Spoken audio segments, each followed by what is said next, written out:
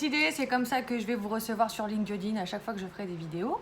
Donc j'espère que vous ne souffrez pas trop des tympans, ou sinon voilà, que je sois un petit peu plus timorée des cordes vocales. Alors bonjour à toutes et tous, aujourd'hui j'avais un petit peu envie de parler du CV. Encore et toujours, parce que c'est quand même un point assez crucial quand on veut trouver du travail. Hein. Et récemment, j'ai fait passer un petit sondage auquel les professionnels ont gentiment pris le temps de répondre. Et aujourd'hui, j'avais spécialement envie de parler du CV, mais sous sa forme. C'est-à-dire, on parle d'authenticité, on parle de soft skills, on parle de métiers émergents. Ok, bon, on maîtrise à peu près les termes ou pas, c'est-à-dire un petit peu, on sort du lot quand même, on essaye de trouver un sens à qui on est et où est-ce qu'on veut aller. Mais comment ça se traduit sur le CV? Bonne question, mes réponses tout de suite. Une page ou deux pages? Il y a les pour, il y a les contre et les bien au contraire. Pour ceux qui suivent un petit peu ce que j'écris, c'est une phrase que j'aime beaucoup. Et bien en fait, ça dépend. Ça dépend si vous postulez pour un poste particulier ou si vous voulez juste arroser. Forcément, si vous voulez arroser les agences d'intérim, il va falloir que le CV soit assez concis parce qu'ils en reçoivent des tonnes. Après, quand vous décidez de postuler sur un poste bien spécifique qui vous correspond et vous avez déjà toute votre ligne éditoriale, c'est-à-dire écrit selon votre personnalité, et en fonction du poste que vous avez choisi, donc vous personnalisez votre candidature, là on peut se permettre 2 pages.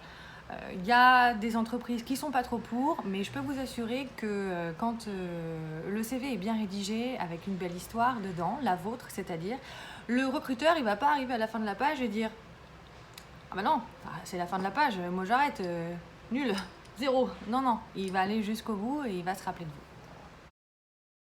Alors sur l'utilisation des couleurs, qu'est-ce qu'on fait? On en utilise, on n'en utilise pas? Alors les pros, à l'unanimité, préfèrent, ou presque. À part une personne un peu réfractaire au changement, les couleurs sont fortement appréciées parce que ça apporte de la lisibilité au CV, parce que ça apporte de l'ergonomie, c'est beaucoup plus agréable à lire et surtout ça attire l'œil. Bon, on fait attention quand même, le but c'est pas de ressembler à un arc-en-ciel du tout. Et enfin, la photo. On la met pas. Il y a les pour, il y a les contre et il y a les bien au contraire. Non, il y a surtout des pour. En réalité, chez les pros, ils préfèrent. Ils aiment bien savoir à qui est-ce qu'ils ont affaire. Et surtout, ça va donner aussi un côté un peu personnalisation de votre CV. On sait vraiment à qui on a affaire. Alors moi aussi, c'est ce que je conseille aux personnes avec qui je travaille quand on fait les CV ensemble. Par contre, je fais un gros attention. La photo, on fait du pro. Moi, j'ai vu quelques petits retours là, du sondage qui m'ont fait sourire, même quelques pros que j'ai pu interroger. On évite les selfies où on voit bien, là, vous avez bien mis votre main en mode « Hey !» Ok, on évite ça complètement. Les filtres biches aussi. Mais ça j'aimais bien. Ouais, on évite. Ouais, ça se fait et ouais, on évite. La personne qui m'en a parlé se reconnaîtra. On évite aussi la photo qui fait le tiers de la page. Hein. On présume que vous vous appréciez, mais enfin, il y a un Alain Delon et ça suffit, on pense. Non, vraiment, il faut optimiser sur une photo un peu sympa. On évite les lunettes de soleil. Ah, ça non plus alors. On évite de ressembler aussi à un sapin de Noël, hein, de porter tout ce qu'on aime d'un coup, c'est pas... Bon, voilà.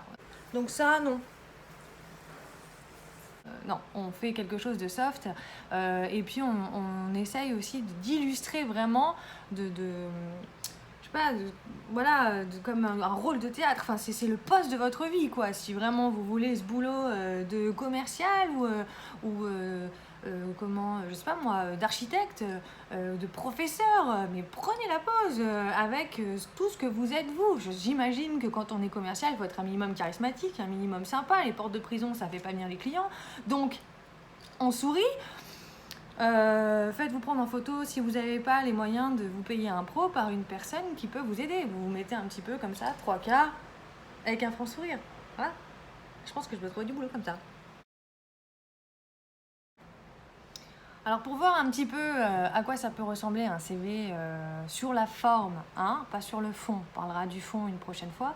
Sur la forme, je vous invite de vous rendre sur mon site internet dans la rubrique Book, là, comme ça, le petit site ici, et puis vous verrez quelques exemples qui pourront vous inspirer.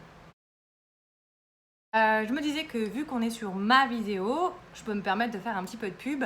Je sais qu'on a souvent besoin de conseils pour rédiger un CV et pour savoir si ça ressemble à quelque chose. Ce que je vous propose, c'est de m'envoyer votre CV à mon adresse mail là, que vous voyez s'afficher.